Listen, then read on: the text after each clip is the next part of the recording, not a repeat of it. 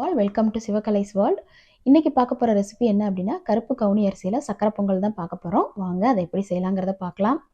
வீடியோக்குள்ளே போகிறதுக்கு முன்னாடி நம்மளுடைய சேனலை இப்போ தான் ஃபஸ்ட் டைம் பார்க்குறீங்க அப்படின்னா சிவகலைஸ் வேர்ல்டு சேனலை சப்ஸ்கிரைப் பண்ணிவிடுங்க. பக்கத்தில் இருக்கிற பெல் பட்டனையும் ப்ரெஸ் பண்ணி வச்சுக்கோங்க. ஒரு கப் அளவுக்கு கருப்பு கவுனி அரிசியை ஓவர் நைட்டே ஊற வச்சு எடுத்திருக்கேன். அதுக்கு ஒரு கப் அளவுக்கு வெல்லம் எடுத்திருக்கேன்.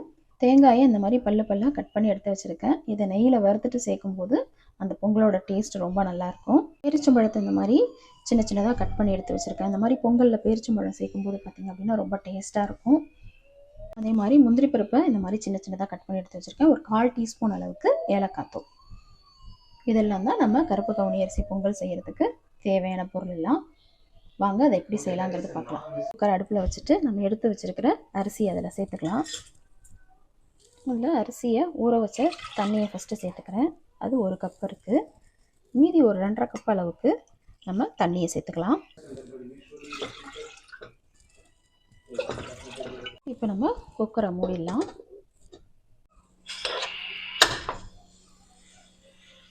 இப்போ நம்ம ஒரு 6 விசில் விட்டுக்கலாம் மீடியம் ஃப்ளேம்லேயே வச்சு. இப்போ இன்னொரு பக்கம் அடுப்பில் நம்ம எடுத்து வச்சுருக்கிற வெல்லத்தை சேர்த்துக்கலாம். வெல்லம் கரையிறதுக்கு இதில் ஒரு 1/2 கப் அளவுக்கு தண்ணி சேர்த்துக்கலாம். சேர்த்து வெல்லத்தை நல்லா கரைய விட்டுக்கலாம். ஏதாவது தூசி மண் ஏதாவது இருந்துச்சு அப்படின்னா வடிகட்டிக்கலாம் நம்ம அதுக்காக.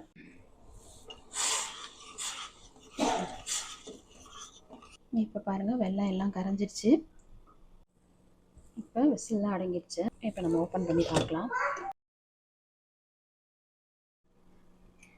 இப்போ நம்ம அதை அப்படியே மசிச்சு விட்டுக்கலாம்.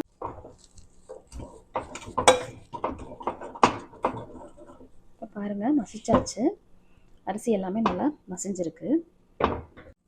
இப்போ நம்ம இதில் நம்ம கரைச்சி வச்ச வெல்லத்தை வடிகட்டி நம்ம இதில் சேர்த்துக்கலாம். சேர்த்து நல்லா கலந்து விட்டுக்கலாம்.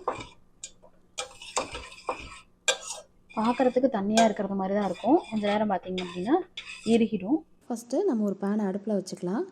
அடுப்பில் வச்சுட்டு அதில் கொஞ்சம் நெய் சேர்த்துக்கலாம்.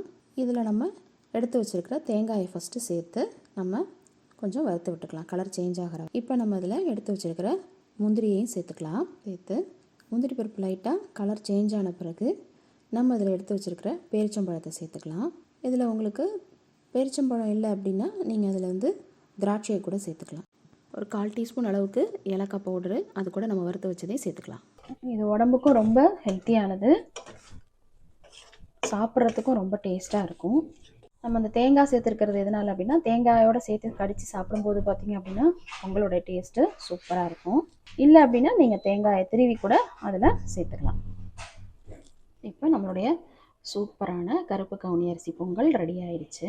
இங்கே பாருங்கள், சூப்பராக நம்மளுடைய பொங்கல் ரெடி ஆயிடுச்சு.